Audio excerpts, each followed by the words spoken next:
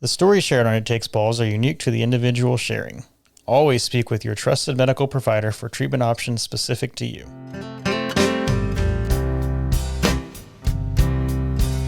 Welcome back to It Takes Balls, presented by Testicular Cancer Awareness Foundation. Today I'm joined by a testicular cancer survivor from Pennsylvania. Ryan Rayfield is joining me. Ryan, thank you so much for being here. Thanks for having me. So, I mentioned you're a testicular cancer survivor. You're in Pennsylvania. What else do we need to know about Ryan Rayfield? I'm a twin dad. I'm a husband of just about 5 years this September. Dog dad. And yeah, I'm an avid Eagles fan too. Nice. What day in September? September 5th. Okay. I'm 23rd. Oh, okay. September weddings, though. Shout out. Yeah. All right. So let's talk about your testicular cancer. You were diagnosed at age 29. What led up to your diagnosis? Yeah. So I think it was April 2023. I was on a plane ride home from a work trip and kind of just had this weird pain down there. And you know how it is in economy flights where you're kind of crammed, your legs are pushed together. So kind of felt some sort of pain, got home, kept persisting. And so I did, without even researching into testicular cancer and all that, just did like a self-check in the shower, and I did discover a bump. That's pretty much when I knew something wasn't right. So that's when I went and just saw my regular primary care doctor, and then that's how like the journey began. So it sounds like you were pretty vigilant and went right away, but I know you ended up having further treatment. So what stage did you end up being? Yeah. So after that happened, he sent me for ultrasound. Got that, showed a nodule on my right one, and then immediately got referred to a urology. After orchiectomy, it came back stage 1B. So it was contained down there, but trying to remember off the top of my head the difference between stage 1B and then as you progress into 2. But yeah, 1B was my initial diagnosis. So I know. So you had the robotic RPLND and then chemo. So what kind of, after your orchiectomy, how did you end up having the further treatment? What were those steps? Yeah, so it was a roller coaster of decisions, emotions, and all that. So going into the orchiectomy, I met with a doctor at Lankenau Hospital, which is on the suburbs of Philadelphia, like right outside the city. He's done it a ton of times. Dr. Hag, he was a great urologist. So and we met with him the day before my wife's 30th birthday. And he said, anytime there's any sort of lump, he's like, it's got to go. I said, okay. Well, then I'd say, what kind of openings do you have in the operating room? He said, I honestly have an opening tomorrow morning on my wife's birthday. So I said, okay, I guess I'll take it. Just get this over with. Got the orchiectomy, and yeah, my wife spent her 30th birthday in the waiting room, not knowing what to expect with everything. And so that was May 2023. Got the pathology back after the orchiectomy, finding out that it was non-seminoma. So Dr. Hag explained how that can be a more aggressive type, and that like the kind of thought process on next steps in terms of treatment. We got to think about potential RPLND, potential proactive chemo, or just surveillance. So kind of hearing all that, and he explained, the potential side effects of RPLND, and it kind of like made my stomach sink, finding out, the fertility, potential for fertility problems in the future, hearing about the operation itself and the huge scar. So I was like, my stomach sunk right away after I got off the phone. I just wanted to go lay down and felt, kind of uneasy. Like, where did this all come from? Like, I never even thought this would be a thing. So he was originally telling us about, he was researching some other doctors in the city in Philadelphia, because he doesn't specialize in, treatment post orchiectomy. He would then refer us to oncology. And he was looking into some doctors, some he knew at Fox Chase, at Temple, and then also was talking about the program up at Sloan Kettering in New York, and then also Indiana, as you're familiar with. So my head started spinning. I'm like, oh, I'm gonna have to drive to New York or fly somewhere to get this crazy surgery. I said, so in the meantime, me and my wife, we and our parents were helping us out, and they were kind of we were explaining everything. And my mom actually was doing some digging on the internet, and she said, hey, I found this doctor actually that specializes in not only RPLND, but robotic RPLND down at University of Penn in Philadelphia. And that's when I discovered Dr. Phil Pirazio. So got set up very quickly within, a couple weeks to meet up with Dr. Pirazio. Me and my wife met him, and he explained the different treatment options. So that's how, it kind of took weeks to kind of think about, do I want to do surveillance? Do I want to do the proactive chemo or go right to robotic RPLND? He was very, very informative from the start. Great bedside manner, just an awesome doctor. He explained all the risks with each type of treatment if I was to go that route. And then, gave us some time to think about what we want to do, but also, with how quickly moving testicular cancer can be, I'd have to make a choice soon. So from the start, I was very afraid of chemotherapy. I was afraid of all the side effects of it. Didn't want to do that proactively. I was pretty set on doing either surveillance or the robotic RPLND based off of the statistics that he provided on, fertility and maintaining that. So I went ahead and chose the robotic RPLND. So that was May 2023. I was on his schedule by end of June, the next month, and got that performed down there at the University of Penn. And the pathology came back good. He removed about 12 or 14 lymph nodes, and all of them were negative, thankfully. So I'll pause there. I don't know if kind of go more into how Dr. Pirazio presented it to you, because he is one of the handful that does the robotic RPLND at this point. So kind of what were the risks that he was presenting that way, or did he ever present it to you as doing it open? How was that conversation? Yeah. So from the start, he really was only talking about doing it robotically, which I was a fan of, hearing, his success rate in terms of, men maintaining their fertility post-surgery. That was huge for us, because at the time I have boy-girl twins. They're currently 3.5. At the time this was all going on, they were almost 1.5. And we knew that we would eventually like a third child one day. So fertility still played a big factor into all these decisions that we were making and thinking about. So that was kind of his success rate. He was talking about, 98 to 99%, afterwards in terms of maintaining fertility. So that was a big factor into it. So yeah, he did a really good job up front of talking about, what stage of life I'm in.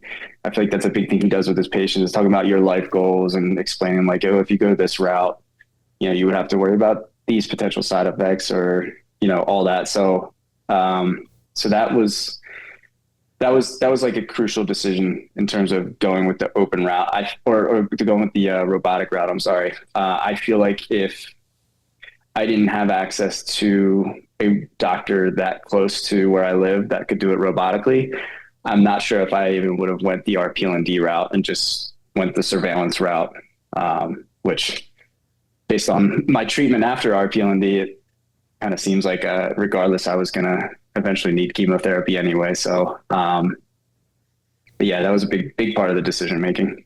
So prior to your RPLND, were there any nodes that showed up suspicious in the retroperitoneum, or was it strictly just a preventative thing that you were doing? Strictly preventative. Got the orchiectomy, And then when I met with Dr. Pirazio, he sent me for labs again, just to double check the HCG and, um, the tumor marker blood work, and everything was normal. I had scans done. No scans had shown anything within the retroperitoneal. No, no spread from the original nodule that was found from what we saw, which was a great thing. So my thought process was to just go that preventative route with RPLND based off of like knowing, okay, there's no spread right now. Let's, you know, I kind of just thought I'll just take a big risk in terms of trying to just cut this thing out once and for all and get ahead of it by doing the robotic RPLND. But yeah, later on that ended up not being the case that, I had the recurrence later on in August, about 2 months later. What was before we get to the recurrence, what was your experience like recovering from the robotic RPLND? I know you had some interesting things happen. Yeah. Yeah. Recovery was, even for the robotic, I know that the open can be an insane recovery, just reading all the stories of, some of these other guys in the Facebook group, and also these podcast episodes, just hearing what guys go through with the open. The robotic was still pretty painful post-op, just very swollen in the love handle area. They just like blew up. I felt very bloated post-op. Actually, a couple weeks post-op, I feel like I may have been eating too much too soon after surgery, which there's different, I guess, theories on, eating low fat or catering your diet differently. There wasn't really a set, restriction for me post-op, but I feel like at times I got to a point where I was eating a little too much, and my stomach was just expanding and I had severe pain. I ended up going to the ER down at University of Penn, where I had surgery, just so that I knew that the doctors that took care of me were there. But it was rough. Just the constant sitting on the couch.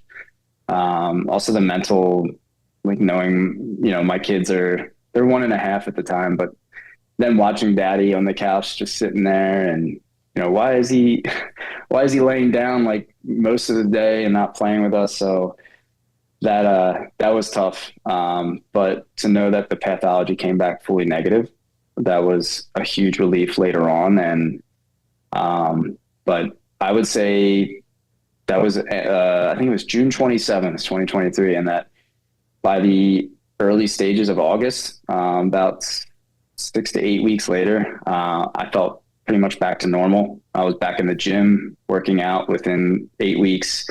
We went on vacation that August to the Jersey Shore, and I was lifting beach chairs, carrying the kids, putting the stroller in it, like everything. I was back to normal, I would say, by 6 to 8 weeks post-op, which was a blessing. It was quite an experience. It was a surgery that it went as good as I thought it could go. But I just, hope to never have to do something like that again. What was the bloating? Was it gas, or was it a chylous society lymphatic leak? My love handles are swollen, but that's because I eat too much chocolate. Yeah, it was. I think it was gas, because that was my concern, is the chylous cetus, or however you pronounce it, like that leak going on. That was my main reason why I wanted to go to the ER, to make sure I didn't have that leak and that there wouldn't have to be some sort of drain put in.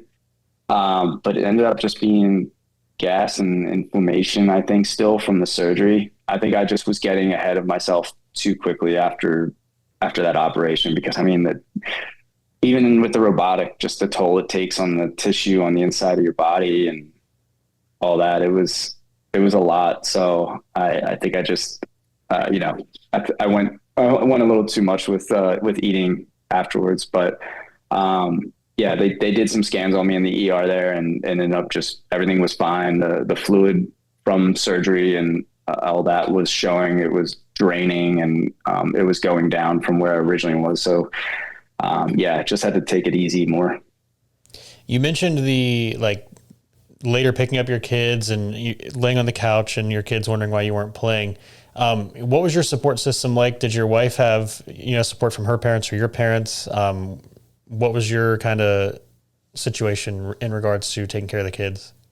Yeah, we had tremendous support system. I don't think I could have gotten through everything without the family. So a lot of our family's close by. Both sets of parents are within 20, 25 minutes of our house. So my wife, the superstar she is, she took care of me a lot. But we also had both parents coming over, cooking meals, bringing meals over, cooking meals at our house, and helping with the kids, because at that stage in toddlerhood, it's a lot. And for one parent to basically be down, a lot fell on my wife's shoulders. So she definitely, she did a lot. She was there for everything I needed. Just naturally sitting there, not doing as much while I recovered from RPLND. But we had a lot of neighbors as well in the neighborhood, just stopping by, dropping stuff off, or helping. Hey, can we take the dog out for you? Take her for a walk, stuff like that. We were super blessed to have the family nearby, and then the community we lived in. It was great. It made it a lot more manageable. So, August comes around, you said that you had a recurrence. What was it that, stood out that piqued the interest of either you or your doctor in the surveillance scans? Yeah. So the way they operate down there at Penn is Dr. Pirazio handles, I think he does orchiectomies as well. And so in the early stages, and then if you get to, the RPLNDs, he'll take care of it.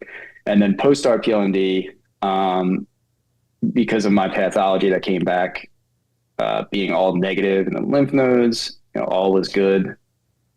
So at my post-op appointment with him, which was kind of like my last post-op checkup, then he lets you know that, all right, we're going to now move you into the surveillance program here at Penn, which is with Dr. David Vaughn, who actually just retired this summer. So Dr. Vaughn would now be my next doctor that I would be seeing as part of the whole surveillance process post RPLND. So I was done with Dr. Pirazio in, I think, July, mid to end July, a good month to 6 weeks post operation.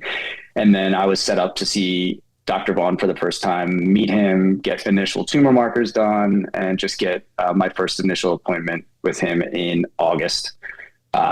So I was saying before we went on vacation in August, all was good. I was feeling great back in the gym, mentally I was feeling good. I was like, I think this is behind me now. So got home from, a week at Ocean City, New Jersey, and that Monday, back to work, I had my first appointment downtown with Dr. Vaughn, met him, felt great about, where we were going from there, and knew I was in great hands. He's an excellent doctor. So he sent me for labs, and then I went home, and the next day I was at the gym on the Stairmaster, and I get a call from Dr. Vaughn himself down there at Penn. And he said, "Hey, Ryan, just wanted to talk to you." He goes, "We just got your lab work back, and confused is your HCG is a little elevated." And my heart sunk right away. I'm like, "You gotta be kidding me." I was like, I thought I was good. Like, statistically knowing, a negative RPLND result like that, the chance of reoccurrence, I'm like, this can't be, it's gotta be a fluke. And Dr. Vaughn was also, maybe thinking, maybe it was the way the labs were done. Maybe it was just like a fluke lab result. So he said, "I want you to get labs done again." I think it was either later that week or, we'll run them again this upcoming Monday. Got them done again, still elevated. However, it was decreased. Maybe, I think my HCG was in the high 50s or around 60 something. Not extremely high compared to, some of the guys I've seen that have elevated HCG, but still well above normal. So he said, I'm not sure what this is. We were starting to think, is it something I'm taking, or is it like like a pre-workout or a protein cause something. He didn't know if it could be anything like that. Because, to have great RPLND results like that just prior to that, what are the odds I'm already reoccurring within a month? So he said, let's run labs on a weekly basis and just keep seeing if, it goes down or if eventually we get to the normal range. I said, okay. He said, but, if this continues, I just want you to mentally prepare that, you may need chemotherapy at this point. He's like, because I did get scans as well. He wanted to get me, just a CT of the chest, abdomen, and pelvis to see if anything's showing up visually. So that was the thing. My reoccurrence, it kept having the elevated HCG, but everything was in the blood work. None of my scans were showing any sort of nodule popping up now or some sort of mass anywhere. It was, my reoccurrence was somewhere microscopically within my blood. So the fact that it was being picked up on the HCG only, forget the other tumor marker level. It's HCG and AFP and LDH. Yes. AFP. I don't think that was elevated at all. It was just the HCG. So Dr. Vaughn was like, I think it's reoccurring, but it's somewhere very small, to the point where it's not coming up on a scan. So, it got to a point in early September. He said, I think we're going to start preparing for you to get chemotherapy, which, like I was saying before, like chemo from the start was like my number one fear. I don't know what it was.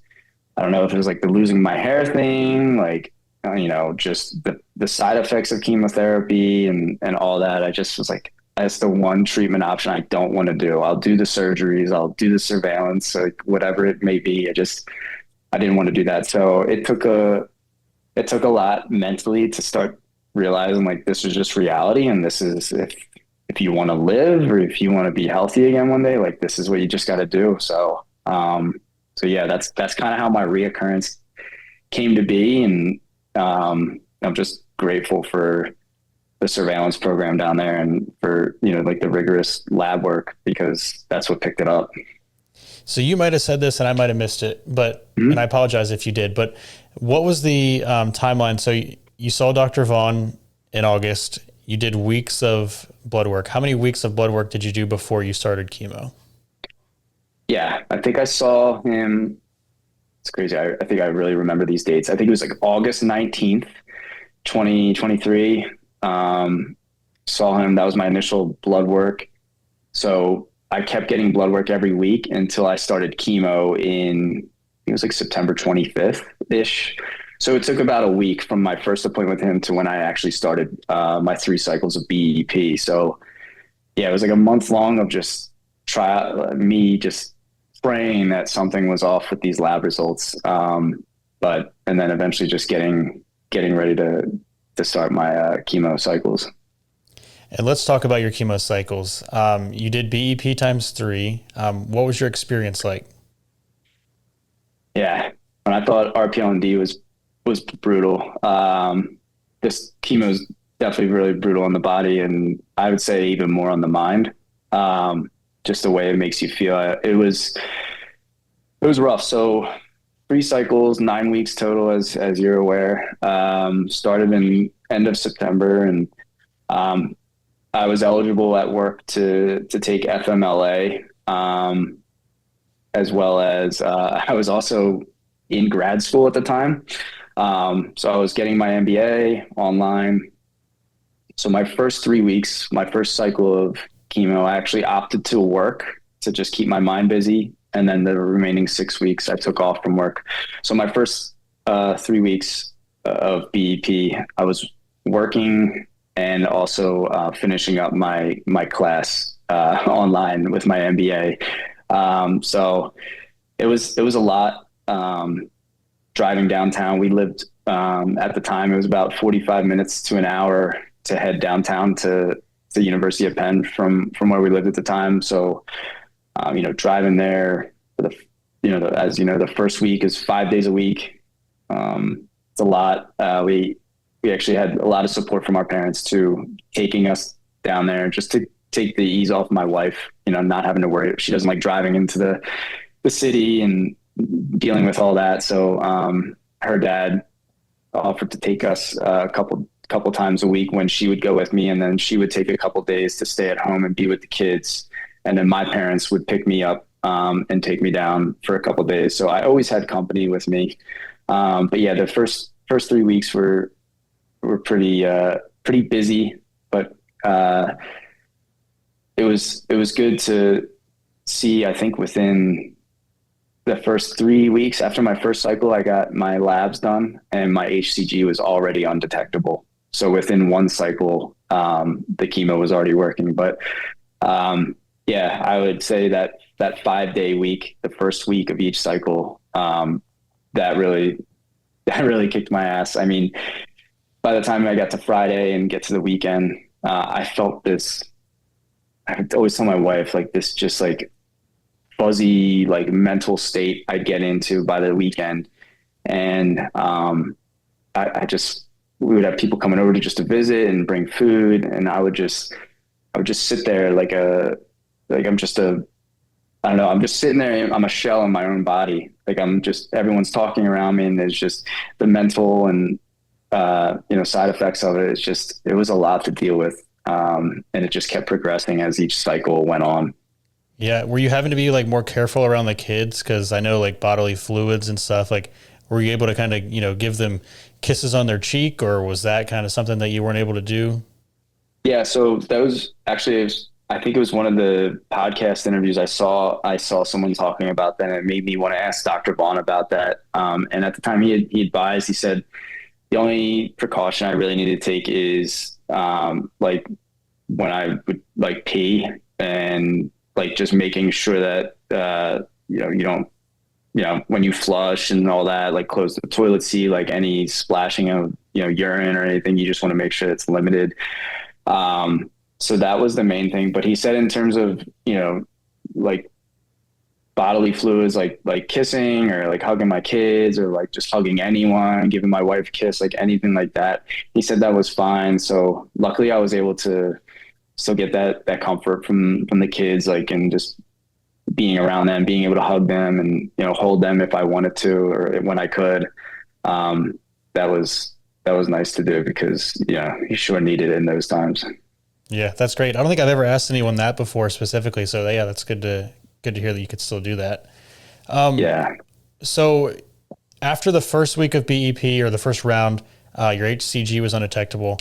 Sometimes you hear people do BEP ×1. Was it the option for you to just stop after that one, or was it always the plan to continue all the way through the 3 rounds?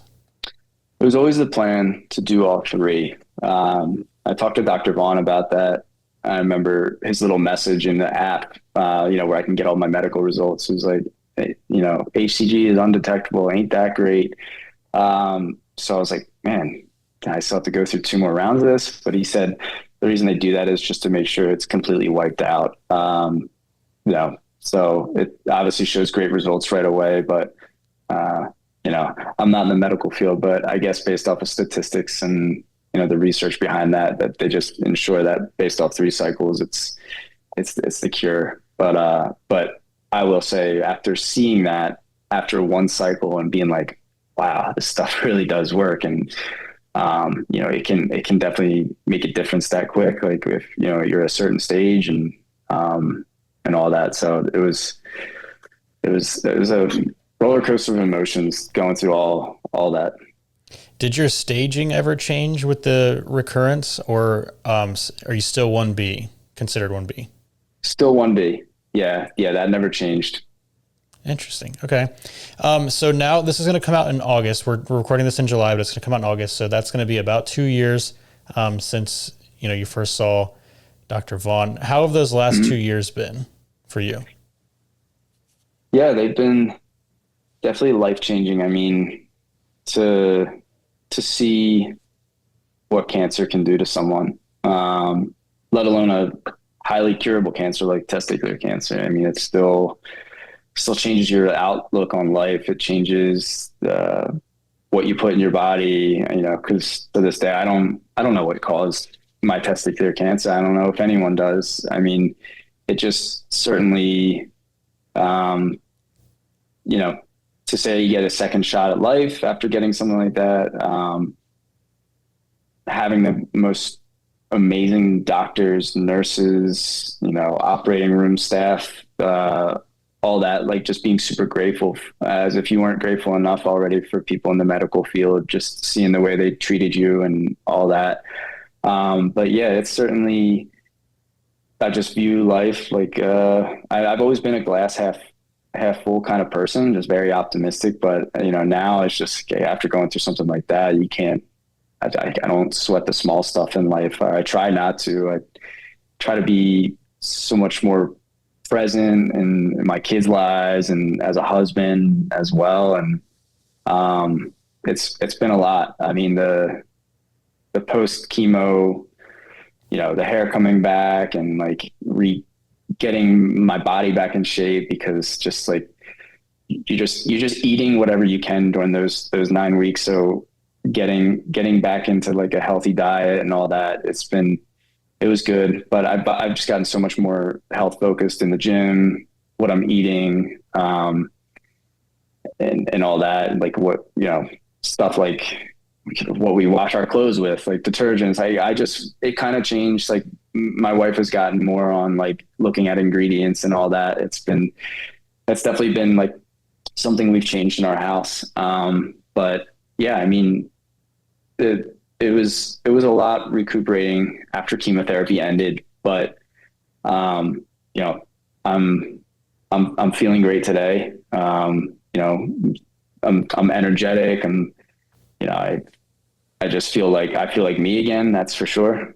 So yeah, it's been a lot. There's been like lingering side effects that were going on, like in terms of like hair and like the tingliness in my fingers and stuff, that carried on for a little while after chemo, but eventually went away. But I would say the past 2 years I've just been getting back to being me again. Yeah, well, you look great. My mom's going to text me when this comes out and say, he's a handsome fella. She does that sometimes. I appreciate that. What's do you get scanxiety when you go back in? Like, are you always nervous that HCG is going to start rising? I do. That's a good point. I forgot to bring that up. I've actually noticed that. I've never been the type to have any really like anxiety about stuff. I feel like I'm the one in the marriage that's like, everything's gonna be fine, don't worry about it. Whereas my wife will tend to think more into something or think something's wrong. I mean, obviously, after detecting cancer, I definitely have been a little more of her way of being like, maybe I should get that checked out and all that. But like in terms of the scans, I have noticed that that week leading up, I think like subconsciously just noticed like, God, it's hard to catch my breath, or I get this tightness in my chest. And like, I know that my CT is this upcoming Thursday, but like, I'm not thinking about it. But as it approaches, I remember last summer, May 2024. It's like the week leading up to her brother's wedding, and I was supposed to get my scans done after the wedding, and we were getting ready to get all the wedding fun getting going, and rehearsal dinner, this, that. So we were like getting excited for the week ahead. But for me, I was just like, it's just lingering in the back of my mind. So I ended up contacting Dr. Vaughn and the team, and I got to be able to move my scans up just for peace of mind. I was also having, I don't know how common it is, but like phantom pain down there, as if like I'm Very reoccurring. Common. And I talked to Dr. Vaughn about that. I'm like, it's like, I feel like something's hurting down there. And then, I get the scans done, the blood work, everything's fine. And then when I get those scan results back showing nothing showed up on it's not even the CT or the chest x-ray or whatever I'm due for at the time. It's the blood work. For some reason, I think because that's what triggered my reoccurrence. That's what I'm always patiently waiting to get those results back. And when I see that pop up in my chart on the app, and I see that it's undetectable, it's the biggest weight off my shoulders. But the scanxiety is real. And I'm sure a lot of guys go through that. Yeah, for sure. Yeah, no, you're not alone in that. This is a random question. Do you ever see Alex Volinsky at Penn? Okay. He's a former guest. I've become friends with him.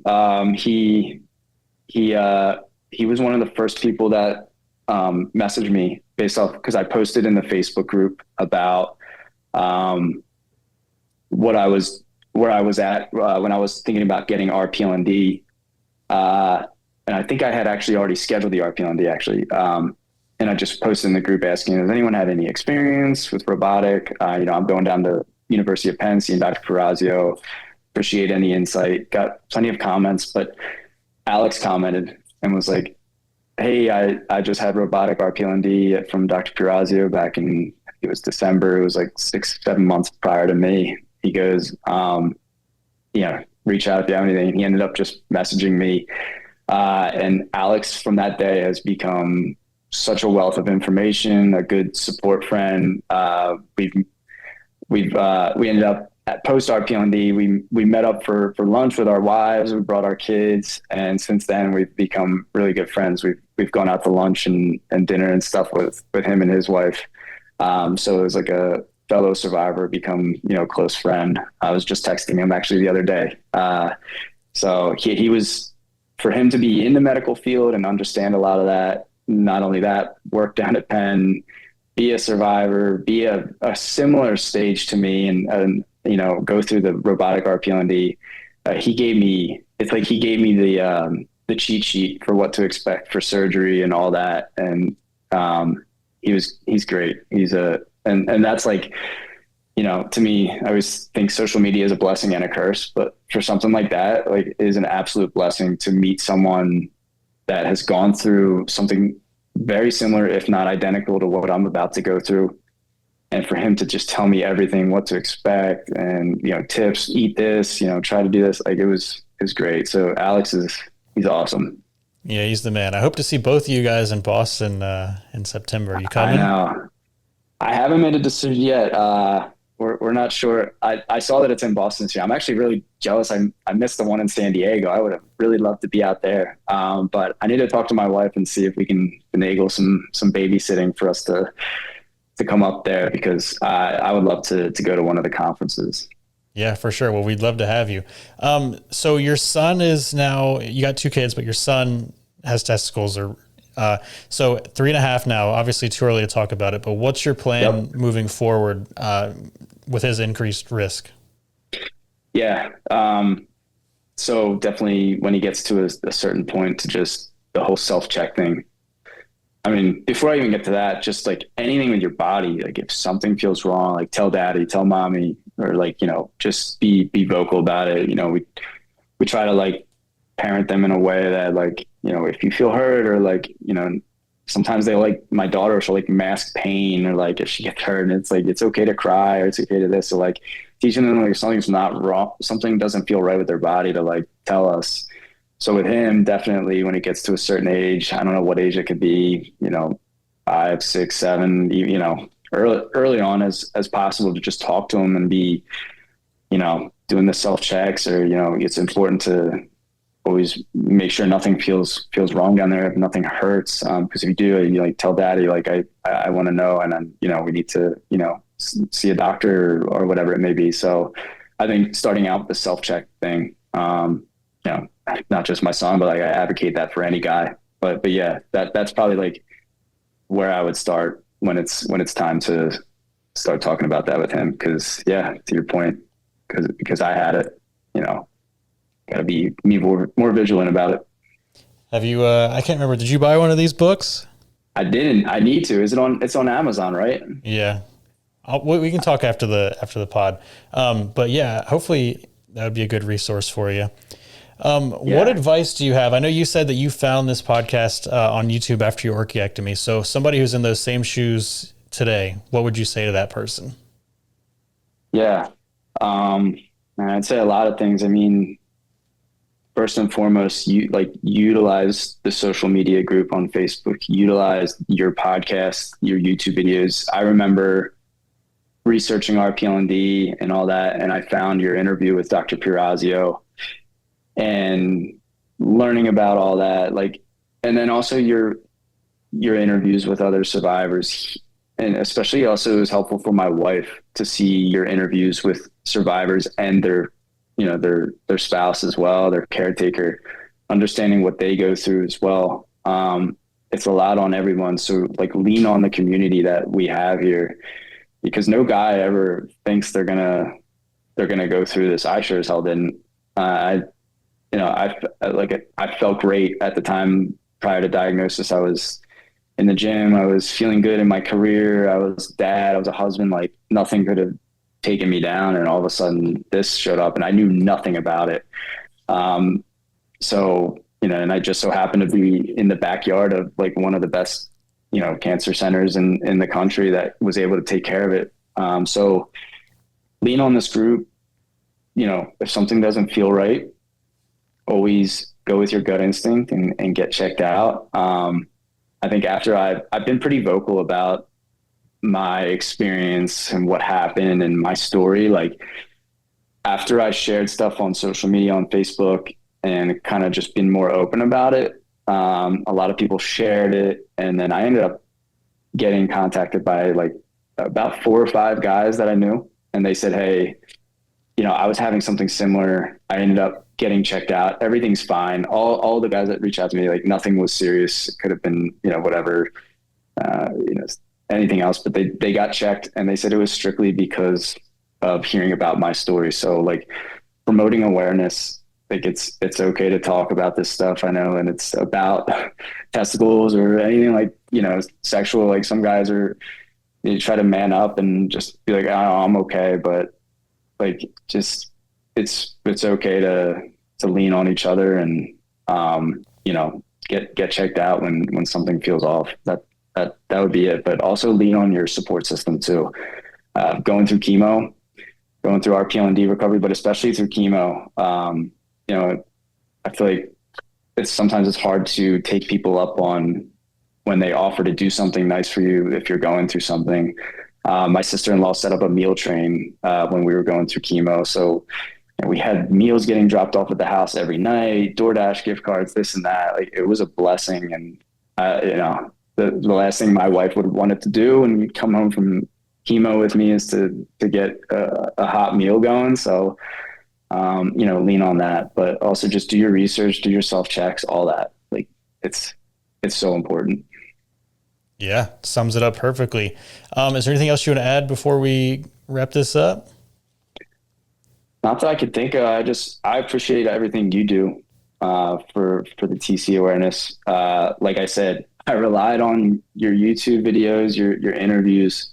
Like that helped me make a more informed decision. It made me see it through someone else's eyes, see someone else's experience and go through. So, yeah, just for anyone watching this, like to go through those different stages that I went through.